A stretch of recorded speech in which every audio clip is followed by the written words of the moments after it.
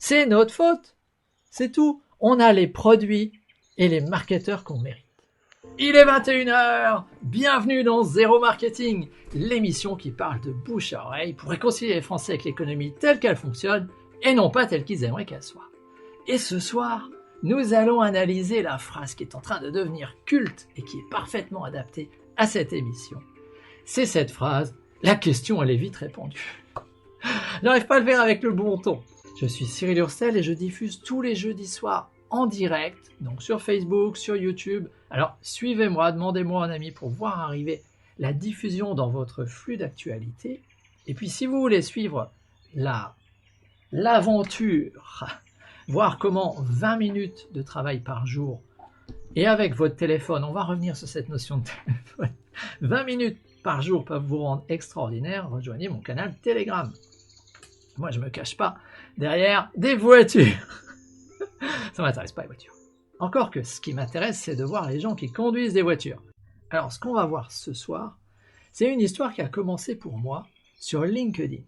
Figurez-vous, j'étais sur LinkedIn, je suivais quelqu'un qui a écrit 6 ou 7 best-sellers, vendeur d'élite, donc quelqu'un qui sait ce qu'est la vente, Michael Aguilar, on peut le citer, qui poste un message dans son flux. Alors il aime bien poster des choses qui attirent l'œil. C'est sympa, je comprends. Il a 80 000 followers.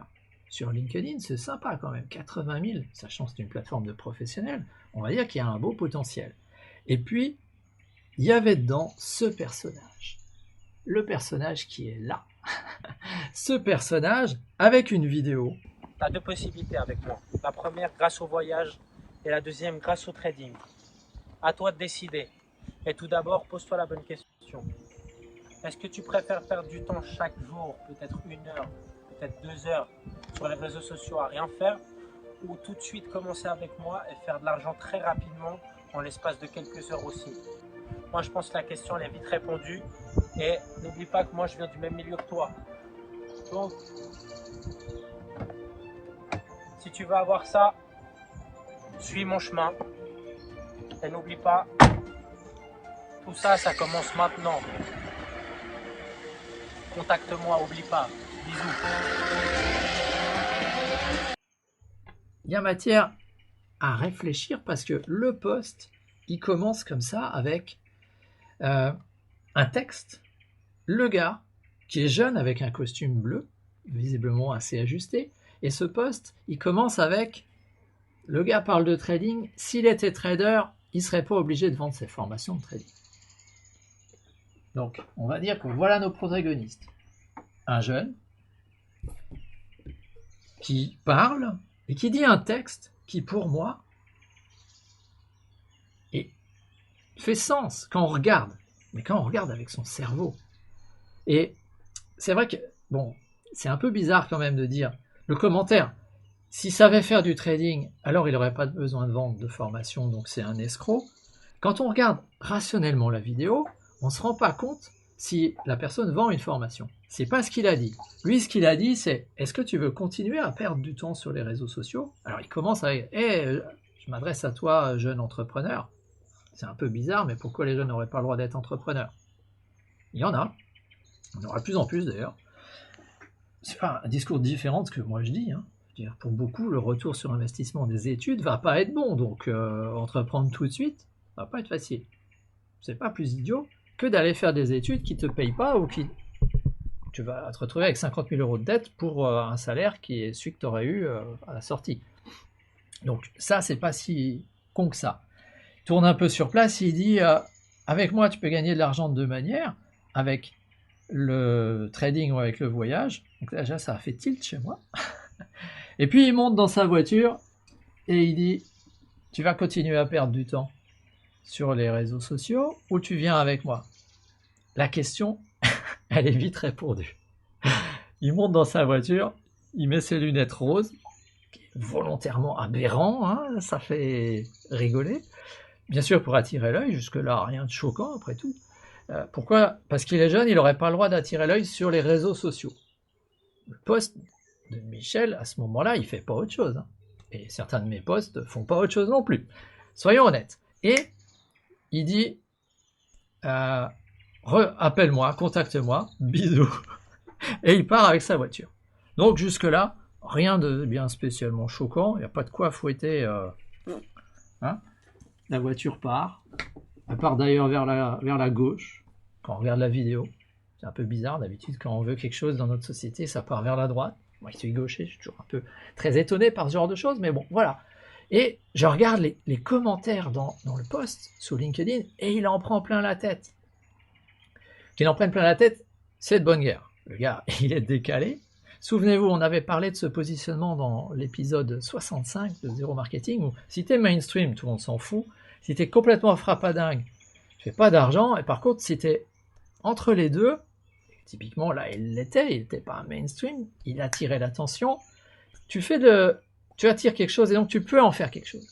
Donc là, et d'ailleurs, ça me fait penser, laissez un commentaire que je vois quel est votre retour. Est-ce que ça vous interpelle? Quel type de commentaire vous auriez laissé à ce moment-là? Qu'est-ce que vous auriez dit?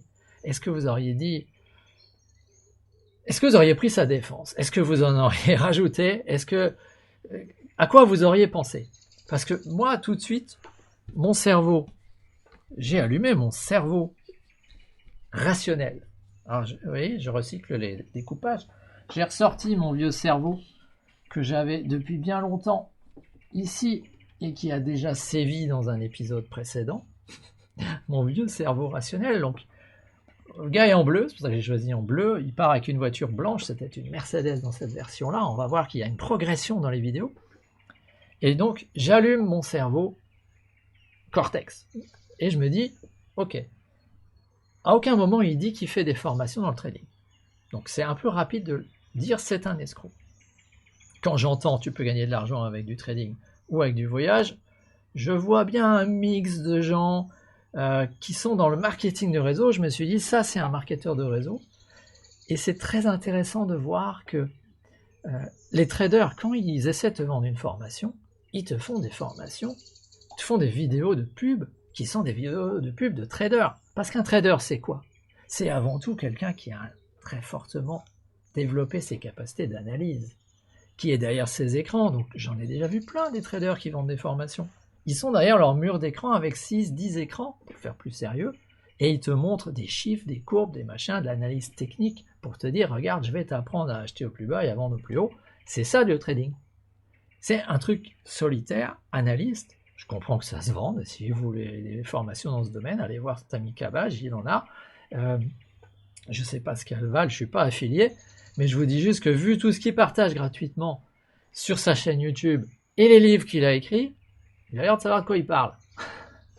Et là, on n'était pas du tout là-dedans. Donc déjà, toutes les remarques et toutes les critiques qu'il a prises sur LinkedIn, elles étaient totalement illégitimes. Donc ça, c'est totalement illégitime. Ça en dit long sur le fait qu'une grande partie des gens sur LinkedIn critiquent sans savoir de quoi il s'agit. Et moi, je me dis, ils ne comprennent pas ce qu'est le marketing de réseau. Alors, avant qu'on aille plus loin, vu que ce soir, on va pas mal critiquer, qu'est-ce que le marketing de réseau? Le marketing de réseau, c'est une entreprise qui a un produit à vendre et qui donne la possibilité à ses clients qui apprécient le produit d'en faire la promotion s'ils le souhaitent et de toucher une commission sur le chiffre d'affaires qu'ils arrivent à développer.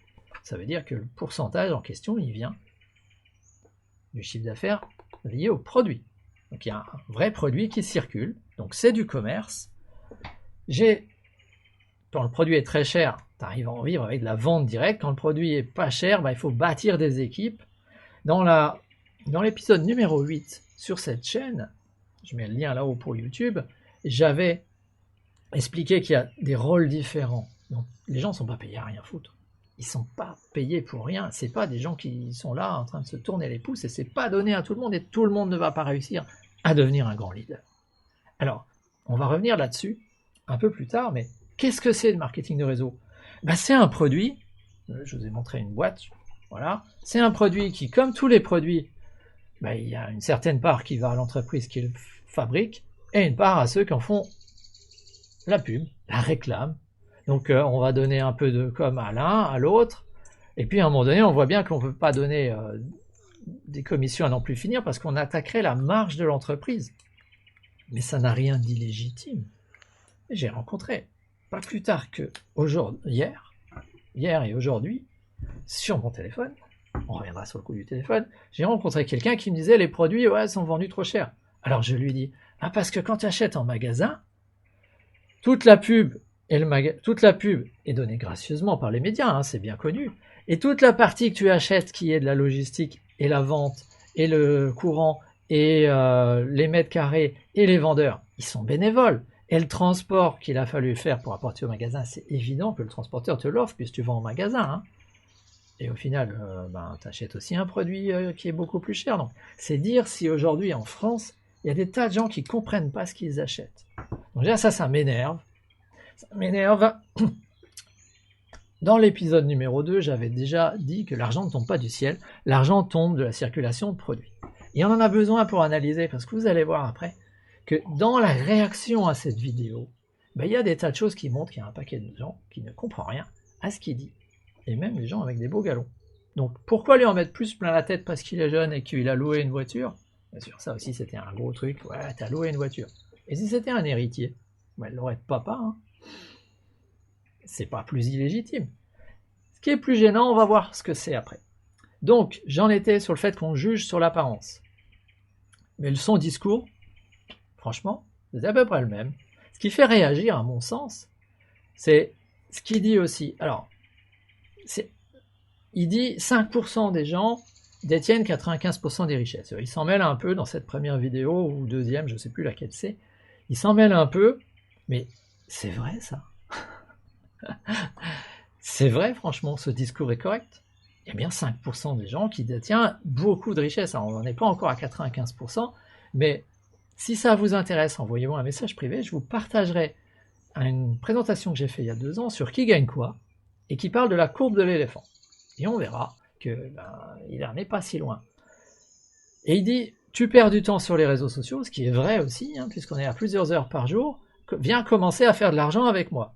Donc jusque-là, dans cette vidéo, à part le fait que son costume est peut-être un peu serré, ce qui peut être choquant pour les femmes, qu'il n'y a rien d'idiot dans ce qu'il dit là-haut. Moi, ce qui me gêne plus, c'est qu'est-ce qu'il fait? Quel est le partenaire d'affaires avec lequel il est? Parce que ça, c'est une bonne clé du marketing de réseau. C'est t'es jeune, tu veux entreprendre, tu n'as pas la capacité à bâtir une usine, alors distribue les produits d'un autre. C'est pas aberrant, c'est pas complètement idiot. Donc, je me suis dit, tiens, qui sait? Et manque de bol dans l'original qu'il y avait sur LinkedIn, qui n'était pas l'original, la fin était coupée sous le prétexte que, oui, c'est un escroc comme les autres. Alors j'ai mis un peu de temps à trouver qui c'est. J'ai même fait une recherche avec le visage sur Pinterest, parce qu'on peut chercher des photos ou des visages sur Pinterest, mais manque de bol, il n'y était pas, donc ça a été un peu la galère. Et je me suis dit, je n'en entendrai plus parler. Et finalement, ça revient. Ça revient. Donc, le truc revient. Entre-temps, on était à plus de 80 000 vues, 100 000 vues, 200 000 vues sur LinkedIn. Donc, finalement, il y a quelqu'un qui trouve et qui me donne le nom. Donc, je vais voir sur Instagram, téléphone, le mur Instagram, c'est ta carte de visite pour les jeunes. LinkedIn, c'est ta carte de visite pour les vieux et les professionnels. Donc, c'est pas complètement crétin. Je vais voir sur le mur, et puis je vois qu'il y a quand même beaucoup d'une technique qui est connue en marketing de réseau et que je n'aime pas trop, qui est fake it until you make it. Donc, fais semblant jusqu'à ce que tu l'aies obtenu. C'est-à-dire que c'est un peu tautologique, c'est je vais faire croire que j'ai de l'argent et que j'ai la vie de rêve, donc ils vont me rejoindre et ça va me permettre de développer mon business, qui va me permettre de payer la voiture. Bon, on l'a déjà vu 50 fois. Si tu tombes dans le panneau là-dedans, c'est que t'es pas très fort là-haut. Bonsoir Erwin, bonsoir Valère, bonsoir Anaïs, bienvenue à vous. On va entrer dans ce qui, à mon sens, fait réagir maintenant. C'est qu'est-ce qui fait que ces gens, quand ils font des vidéos comme ça, on ait envie de suivre. Est-ce que c'est un acteur? Il y a l'un intrigué, on est intrigué. Pourquoi cette personne fait ça? Ça, tu es intrigué quand tu ne comprends pas. Personnellement, je ne crois pas que ce soit un acteur. Et je vais vous dire pourquoi. En 4 vidéos, il a tout le temps le même ton qui est agaçant. J'ai essayé de faire une parodie en me disant, tiens, je vais faire une parodie. Et bien, figurez-vous, il y a plein de parodies sur le net. Mais je n'arrive pas à reproduire ce ton agaçant qui fait que tu as envie de lui mettre des baffes. Parce que franchement, il a une tête à claque. Mais le ton, Et là, on n'est plus là-dedans. Hein. On n'est plus là. C'est plus le message rationnel. Maintenant, c'est la façon dont je le perçois. Il y a quelque chose qui colle pas. Il y a quelque chose qui colle pas. Donc, soit c'est un acteur, et il est très très bon pour avoir l'air d'une tête à claque, et avoir toujours le même ton.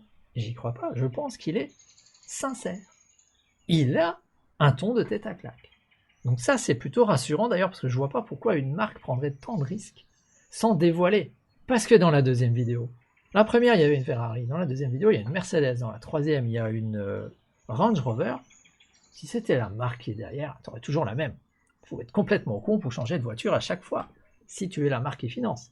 Par contre, si tu es là en train d'attirer l'attention en disant « Je veux amener des gens à moi qui sont suffisamment dans l'émotion », et ça, c'est la couche qui est en dessous, pour réagir et désirer la vie que je leur montre. Et c'est pour ça que ça finit par une voiture qui part tout le temps. C'est que tu as envie de rester sur place, ou tu as envie d'aller dans l'action. Là, on joue avec nos émotions.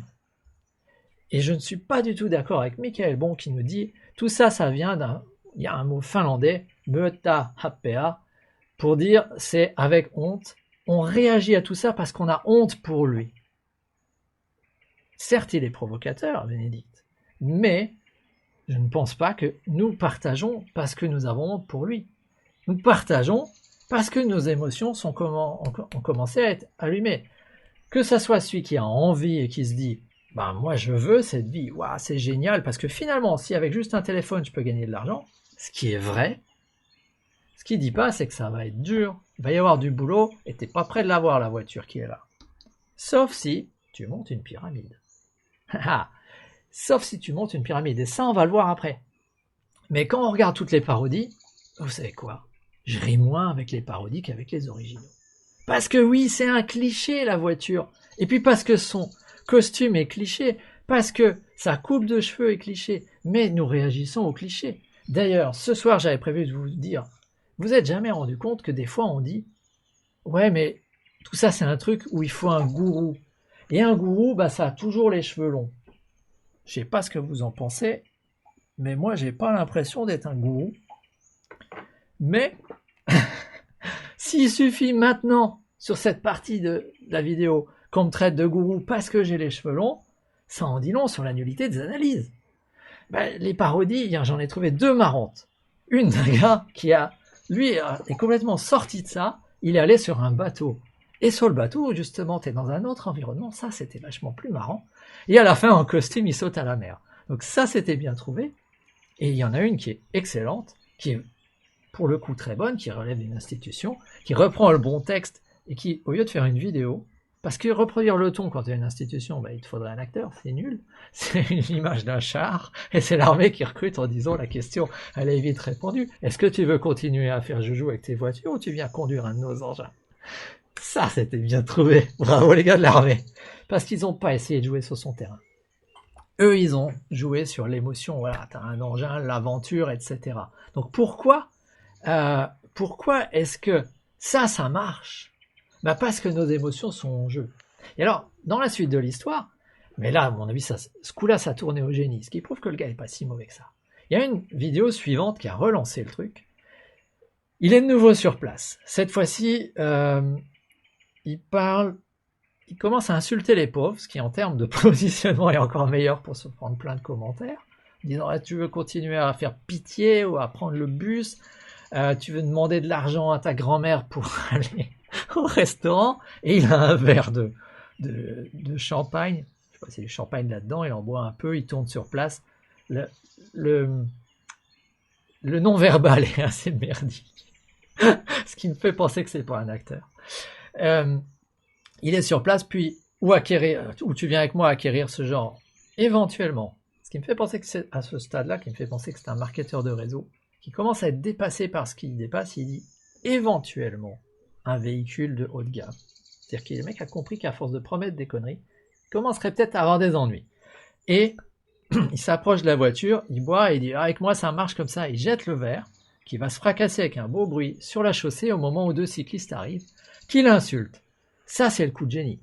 C'est le coup de génie parce que tu es sûr que tu vas avoir des tonnes de commentaires de cyclistes, de mecs qui trouvent pas ça normal. Et on est en Suisse. En Suisse, tout ce qui n'est pas interdit est obligatoire. Enfin, pas d'autoriser, donc il y a forcément un délit quelque part. Donc je me dis, là, ça c'est très très fort. Et là, le gars, il allume quelque chose d'autre. Il allume la colère. Parce que sur LinkedIn, la colère, elle était déjà un peu allumée dans l'idée que, ouais, il y a des gens qui travaillent dur. Il y a des gens qui bossent dur et qui gagnent a priori moins que ce jeune con qui vient promettre un truc. Donc la colère, elle était déjà allumée. Là, maintenant, il allume tout le monde. Donc on voit qu'on va taper dans les 3 niveaux de réaction. Et le coup de génie encore derrière, à mon sens, c'est que il prend une capture d'écran où il se plaint que les cyclistes l'ont insulté, l'ont traité de racaille ou de connard, et en y remettant une couche sur le fait que les mecs roulent à vélo. Donc ça, je pense que pour se faire pourrir la vie avec l'algorithme, c'était top. Donc, je ne sais pas si son équipe, s'il a une équipe, ou s'il regarde, bien joué pour ça. C'est une très très bonne connaissance des algos. Là où ça part, à mon sens, en couille derrière, c'est que ça attire les médias.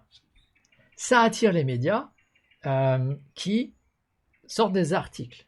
L'Obs, le Figaro, le Parisien, etc. Tous les médias de Suisse romande commencent à en parler. Là, ça commence à me gêner, parce que ça commence sérieusement à casser du sucre sur le MLM. Et puis, finalement, pourquoi ça fait réagir? On voit que quand la personne gagne de l'argent de manière légitime, on va le mettre en bleu, tout le monde trouve ça normal, et dans ces cultures judéo-chrétiennes, si en plus c'est dur, tout le monde trouve ça naturel. Quand la personne gagne de l'argent de cette manière, on voit bien que il a changé, ça fait râler, ça fait réagir. Mais là où j'étais très étonné, c'est qu'il n'y avait aucun journaliste qui a été capable finalement de répondre à la question « Qu'est-ce qui vend ?» Parce qu'on voit bien que partout il y a des questions « Qu'est-ce qui vend ?» Mais c'est pas compliqué. Tu l'appelles, tu t'inscris et tu vas à sa présentation Zoom. Je veux dire. Alors il y en a un qui l'a fait, ce qui m'a évité de le faire. C'était bien, et puis donc voilà, il a été capable de s'inscrire et d'aller voir que c'était une présentation pour la société Melius. Donc j'avais déjà entendu parler. Alors ça c'est assez gênant, parce que je comprends pas quel est le produit qu'ils vendent. Or, quand tu n'as pas de produit, je disais que tu as un produit qui circule pour distribuer des commissions. Mais quand tu n'as pas de produit, c'est généralement ce que je dis pour expliquer ce qu'est un Ponzi, une pyramide de Ponzi. Si tu n'as pas de produit qui circule, si c'est juste l'enthousiasme de tous les gens qui vont venir avec lui, qui apportent de l'argent frais, c'est une pyramide. Et ça c'est très gênant, parce que tous les commentateurs autour vont commencer à casser du sucre sur le mode de distribution de produits, alors qu'ils n'ont toujours rien compris. Franchement, épisode numéro 2, épisode numéro 8, allez voir les épisodes, je vous mets les liens là où je peux dans ces vidéos, mais j'ai déjà expliqué, c'est quand les produits sont légitimes et qu'ils répondent à un besoin, il n'y a pas de souci à se faire. C'est quand même assez léger comme truc, quand même très très moyen, surtout que la qualité des critiques n'est pas terrible. Dans une des critiques, il y a quelqu'un de l'autorité des marchés financiers qui vient dire « Oui, nous sommes en train d'étudier ce que fait cette société » et elle vient nous présenter, oui, le mode de distribution qui a un plan de distribution, un plan de rémunération binaire. Alors, tout juste si elle n'est pas en train de dire, parce qu'elle n'y connaît rien et qu'elle s'occupe d'habitude de trading, que le plan de rémunération binaire est illégal. Alors que, franchement, si tu es en train de monter un Ponzi, il vaut mieux prendre un plan matriciel où tu distribues de l'argent immédiatement quand les gens entrent, parce que tu as besoin de les chauffer en leur donnant rapidement de l'argent, avec de l'argent frais. Alors que dans un binaire, celui qui fait pas grand-chose, il a toujours un côté qui marche pas, donc il n'est pas sûr de gagner de l'argent. Bon, de toute façon, la réglementation, elle empêche la certitude de gagner de l'argent, rien que par le fait que tu es dans les premiers. Donc, la moindre 10 minutes d'analyse, et si vous êtes journaliste, que vous regardez ça, et que vous avez envie que je vous explique ça en long, en large, en travers, contactez-moi. Avec plaisir, je vous expliquerai tout ça. Parce que ça m'énerve que, sous prétexte qu'il y a un jeune con qui monte dans une bagnole en jetant des verres sur la route, on va se retrouver maintenant avec tout un tas de gens qui ne savent pas de quoi ils parlent, et qui cassent du sucre sur les jeunes qui entreprennent, sur les marketeurs de réseau, sur ceux qui distribuent des produits légalement, sur les trucs légitimes qui se mettent en place, au lieu de passer plus de temps à vérifier qu'est-ce qui fait que dans le domaine de l'analyse financière, etc., il y a des gens qui montent des trucs qui ne tiennent pas la route. Alors pourquoi ce genre de vidéos se propage aussi autant? Ben, je vais vous dire pourquoi. Parce que les gens aiment ça. Ils aiment les émotions. Ils aiment ça. Parce que la colère, c'est la facilité avec laquelle il a de l'argent par rapport à la difficulté du travail. Et donc, ça se propage parce que nos émotions sont allumées. Parce que l'algorithme aime qu'on soit en colère et qu'on laisse des commentaires. Mais pour moi, le point fondamental, et j'ai cherché qu'est-ce que c'était dans tout ça, est-ce que ça fait sens ce que je vous dis? Dites-moi dans les commentaires si ça fait sens ce que je vous dis actuellement. Est-ce que ça fait sens?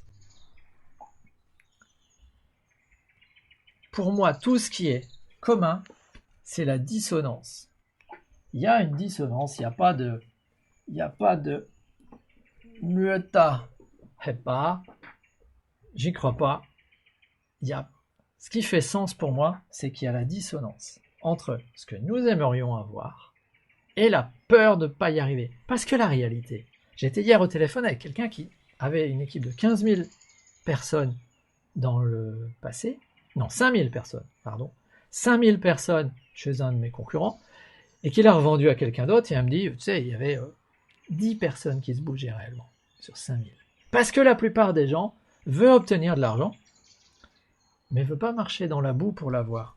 Donc en fait, finalement, on aimerait tous avoir de l'argent facile, là, gentil émotionnellement, sauf qu'à un moment donné, il faut te bouger pour arriver à faire ce que les autres n'oseront pas faire, pour obtenir ce qu'ils ne pourront pas avoir. Et il y a plein de manières de l'exprimer. Celle que j'aime bien aussi, c'est tout le monde veut aller au paradis, mais personne n'accepte de mourir.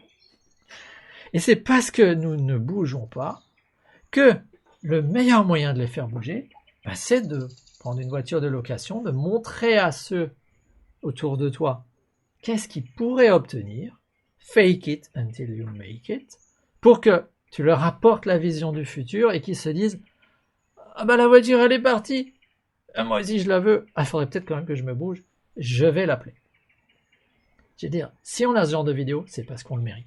C'est parce que nous le méritons. C'est parce que notre comportement fait que si on était un peu plus rationnel et un peu moins trouillard, on n'aurait pas des vidéos comme ça pour nous bouger. C'est notre faute. C'est tout. On a les produits et les marketeurs qu'on mérite. Je sais, c'est dur à entendre, et je dis exactement la même chose. C'est pareil en politique, les gens se plaignent des élus, disent « Moi j'ai donné en politique, j'étais candidat en 2002, en 2004, en 2009, en 2013. » On a les politiques qu'on mérite. Tu trouves qu'ils sont nuls?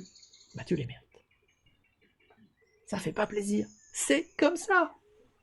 J'y peux rien, parce que un jour je suis allé dans la rue, dans ma ville, et j'étais allé travailler ma couenne, mon rejet, ma capacité à avoir des rejets, et je vous pose la question.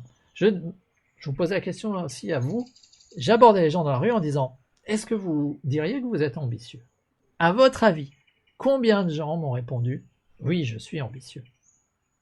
Je suis très curieux d'avoir votre réponse. Laissez-moi en commentaire la réponse de ce que vous pensez. Combien de gens ont répondu « Oui, je suis ambitieux ». Parce que finalement, tu vois, tu as un inconnu qui t'aborde et il te dit « Est-ce que vous diriez que vous êtes ambitieux ?» Moi, tu as un gars qui me dit ça, mais pour rien au monde, je vais lui dire « Non, non, je suis pas ambitieux ». Je dis « Mais mec, bien sûr que je suis ambitieux. T'es qui toi là pour venir me défier? C'est presque au Moyen-Âge où tu sors j'ai les cheveux longs, je suis un gourou. C'est le gourou qui est plus fort l'un que l'autre.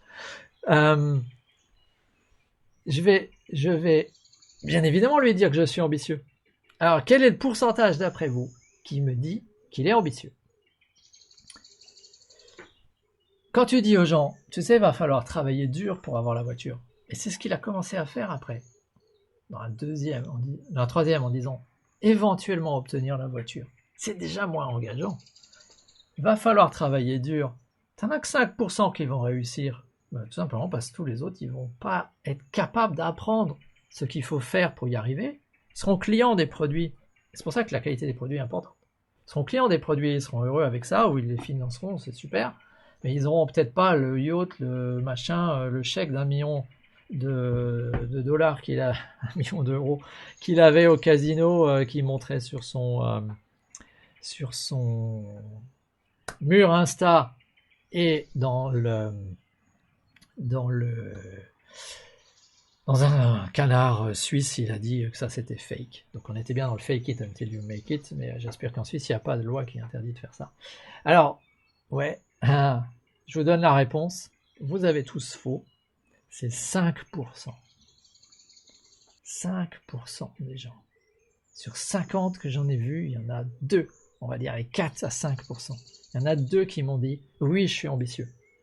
Ben, l'un est le patron d'un des bars qui marche le mieux, et l'autre était un patron d'une entreprise. Mais ça veut dire que 95% des gens, 96% des gens que tu rencontres, ouais, je suis pas ambitieux. Alors, c'est normal. Quand tu veux faire le tri, tu fais quoi? Bah, tu fais une vidéo comme ça avec un ton à la con pour trier, pour qu'ils viennent à toi, pour les secouer. C'est normal, on n'a que ce qu'on mérite. C'est parfaitement normal. Alors, là où c'est plus intéressant à mon sens, plutôt que de maintenant continuer à ergoter sur le fait que est-ce qu'il a eu raison de le faire ou pas, on voit qu'il n'est pas si con que ça, parce que à long terme, le marketing de réseau, ça a beaucoup d'intérêt à long terme. Matt Morris dit, c'est beaucoup work, work, work, work, travail, travail, travail, travail, être payé. Travail, travail, travail, travail, travail, travail, être payé. Travail, travail, travail, travail, être payé. Et puis un jour, ça s'inverse, ça va être travail, travail, payé, payé. Travail, travail, payé, payé, payé, payé, payé, payé. Travail, travail, payé, payé, payé, payé, payé. Tout le monde ne comprend pas ça. Encore une fois, le meilleur moyen d'y arriver, bah, c'est de monter une pyramide. On s'en doute. Mais si la boîte n'est pas solide, c'est juste un feu de paille. Parce que si c'est une pyramide de Ponzi, ça s'arrête quand la confiance disparaît. Notamment quand il n'y a plus de nouveaux entrants, soit que tu as épuisé le stock, soit que la confiance dans le fait que c'est vraiment légitime disparaît. Donc, ça nous révèle beaucoup que nos rêves sont de gagner sans rien faire.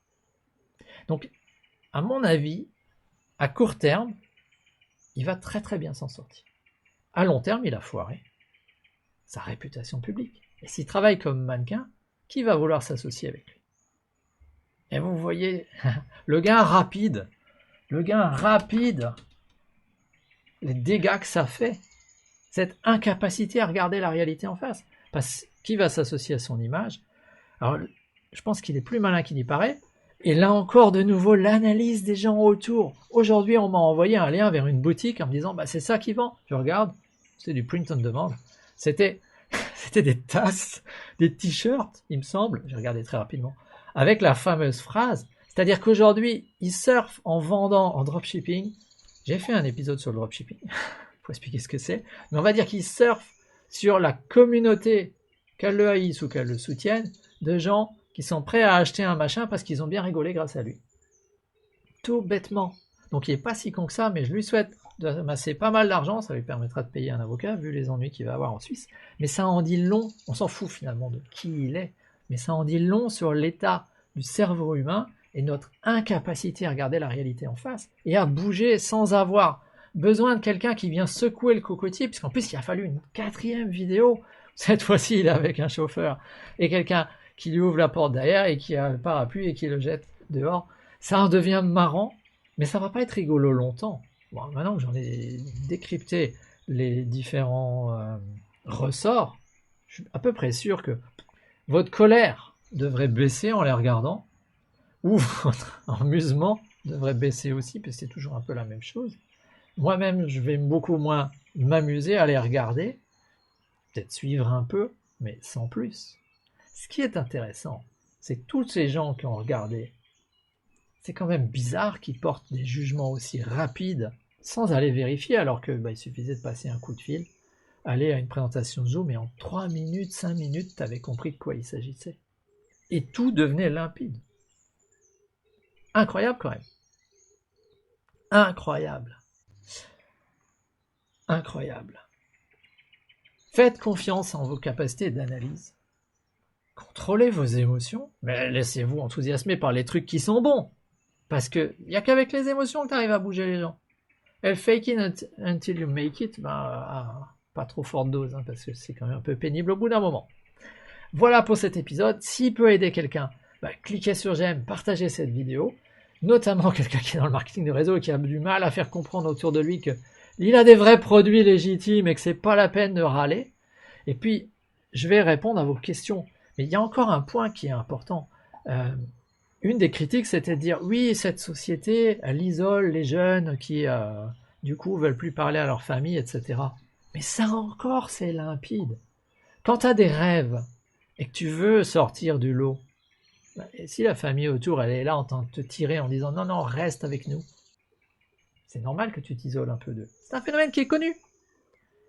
Alors c'est sûr, si tu paries sur le mauvais cheval, ça a l'air un peu sectaire. Mais c'est complètement con de sortir la grille d'analyse des phénomènes sectaires pour la plaquer sur une société de marketing, de réseau, qui fait pas de marketing à mon sens, qui est juste un Ponzi qui va exploser à l'avenir, parce que leur formation au trading, si tu veux trader, de toute façon, sors ton cerveau d'analyste et va te former avec des vraies personnes.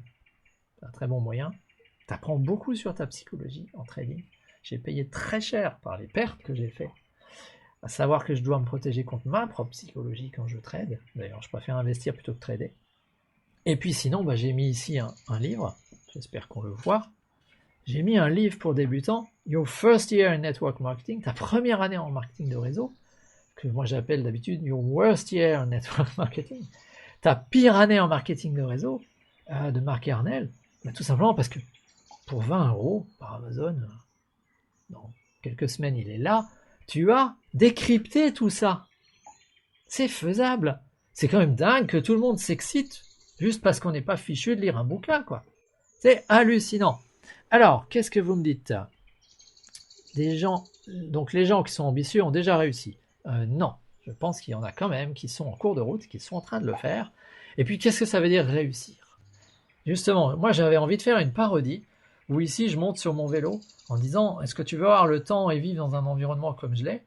Parce qu'à mon sens, ma génération, elle rêve moins d'avoir la BMW, la Mercedes ou le 4x4 qui consomme plein de carburant, et les nouvelles générations aussi, plutôt que d'avoir le temps de vivre et d'être dans un environnement qui sont inspirants. Bon, voilà. Mais j'arrivais pas à trouver le ton aberrant qui faisait que j'arrivais à reproduire ce ton tête à claque. Alors peut-être que j'ai une tête à claque naturelle, mais lui, il arrivait à le faire en audio. Moi, étant très audio, j'ai particulièrement apprécié ce ton tête à claque.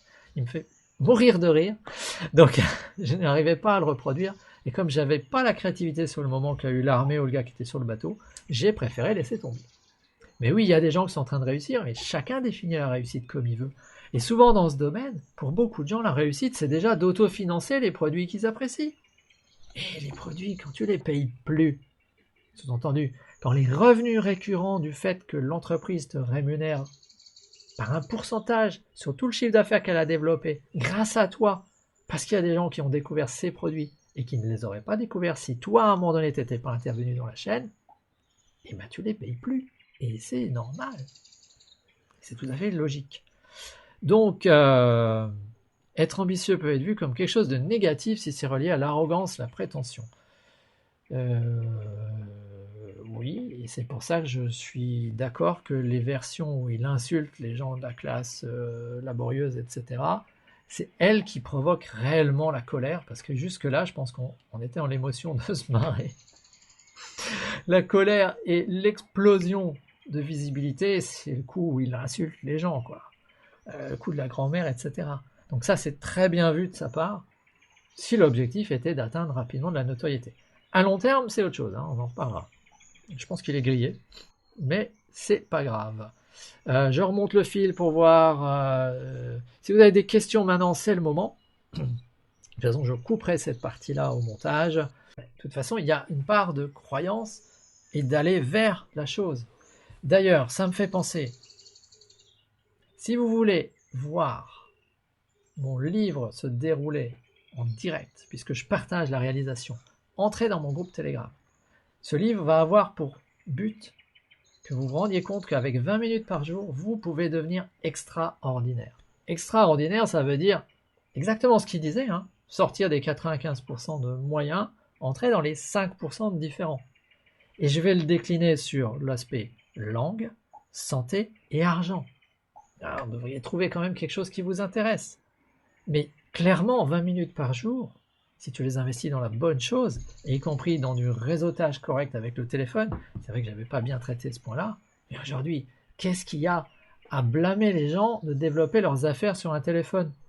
Qu'est-ce qu'il y a de différent entre réseauter ou publier des photos de recettes quand tu es naturopathe pour attirer à toi des gens qui s'intéressent à ta salade?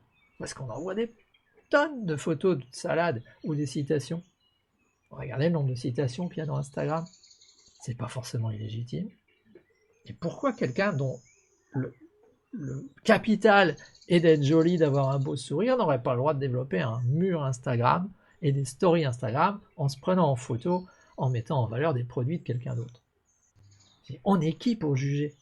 Pourquoi on jugerait sous prétexte que tu vends des produits compliqués? Franchement, dans ce cas-là, il n'y a pas de raison. Hein. Je veux dire, cet argent est tout aussi légitime. Pourquoi on n'aurait pas le droit? Alors, pour répondre à Anaïs, un plan binaire par rapport à un matriciel, est-ce que c'est plus juste ou pas?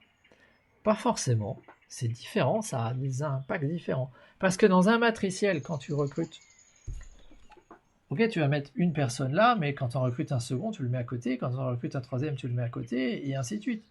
C'est-à-dire, chacun bâtit en largeur. Dans un binaire, tu es obligé de bâtir en profondeur. Mais c'est juste que là, quand tu en recrutes un, tu touches tout de suite. Dans le binaire, il faut équilibrer les deux côtés, parce qu'il n'y a que deux côtés. Mais si tu recrutes personne, sachant que pour toucher tout de suite, il faut que ça soit toi qui fasses le boulot. Parce que celui qui est au-dessus, il va développer sur les côtés. Il ne va pas forcément te les mettre en dessous. Lui qui touche de moins en moins. Parce que le mécanisme d'écrêtement, là, c'est des pourcentages qui baissent. Donc c'est juste que les gens, ils distribuent sur les côtés, au lieu de bâtir en profondeur. C'est-à-dire qu'ils t'aident en support, mais ils ne te posent pas des points en dessous de toi. Ça ne change pas grand-chose finalement, si ce n'est les comportements que tu dois avoir. Mais ça devient technique sur les plans d'affaires. C'est pas trop la chose qu'on a décidé de voir ce soir, puisqu'on était plus dans la psychologie. Voilà. Je vous dis rendez-vous la semaine prochaine, parce que Zéro Marketing, c'est tous les jeudis soirs à 21h, sur Facebook, sur YouTube, peut-être sur d'autres plateformes, si j'arrive à connecter mes comptes et que j'arrive à faire marcher ce logiciel. Mais Zéro Marketing, c'est bien l'émission pour faire sauter les barrières mentales, réconcilier les Français avec l'économie telle qu'elle fonctionne, et non pas telle qu'ils aimeraient qu'elle soit. Et je suis désolé, mais aujourd'hui, les cerveaux, ça marche comme ça. Et donc la conclusion d'aujourd'hui, c'est qu'on a les marketeurs qu'on mérite. Si ces vidéos existent, c'est parce qu'on les aime. Là-dessus, à la semaine prochaine!